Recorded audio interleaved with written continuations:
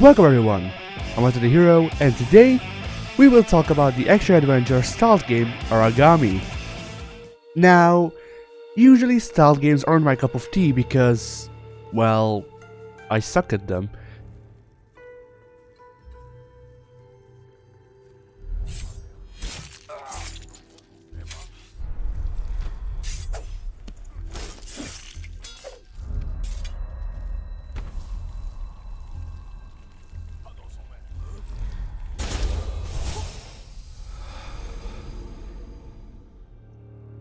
But this game had ninjas, and what I've seen of it beforehand looked interesting enough, so I gave it a chance.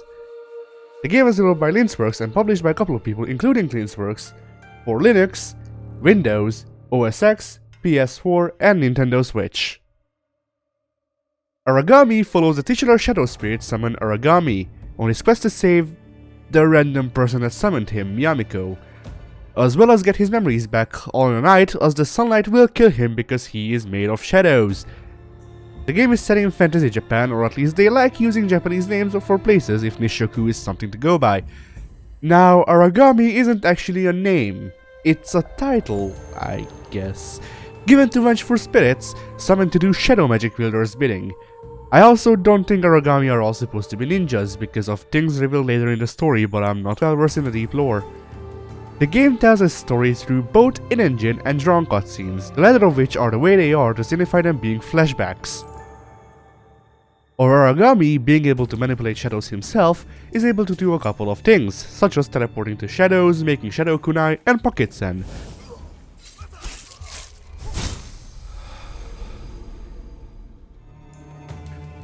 Because you are made of shadows, light isn't too healthy for your body, or abilities for that matter.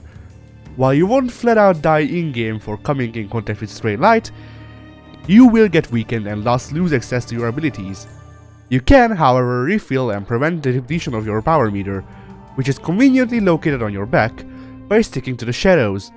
Aside from being a shadow vendor, you also get a sword, which allows you to gently stab the shit out of people. But now that we're not killing people, what do you do with the body after? This is a stealth game after all. Leaving heaps of corpses around is at least a bit sloppy. Well, Aragami got you covered. For a scroll or so, you get the ability to banish people to the Shadow Realm free of charge. That will teach them to activate your strap card.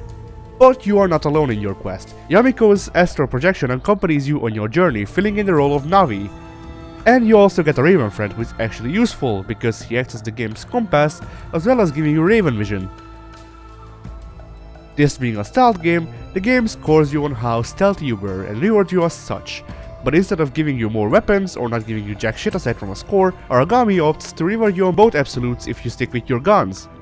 What I mean by that is that in Aragami, not killing anyone on levels gives you rewards, but if you go around killing everyone on the map, you also get rewards. These rewards are different skins for Aragami, that you can use whenever you unlock them.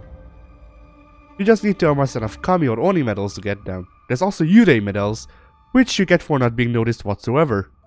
The game has a stylized look that can look a bit dated sometimes, but it reminds me of Okami, and I like Okami, so it's fine. The music is atmospheric and fits the game, and the chase music makes you shit your pants, so that does its job doubly good. The voice acting is also good for the most part, really.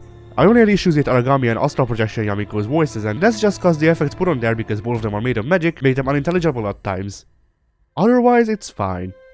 So, overall, Aragami is a fun little indie game that can be challenging considering you die in one hit and the volume of guards in the later levels. It has some pretty good mechanics and it's pretty fun banishing people to the Shadow Realm, which is why I give this game a 7 out of 10. I hope you enjoyed this video, and with that, goodbye.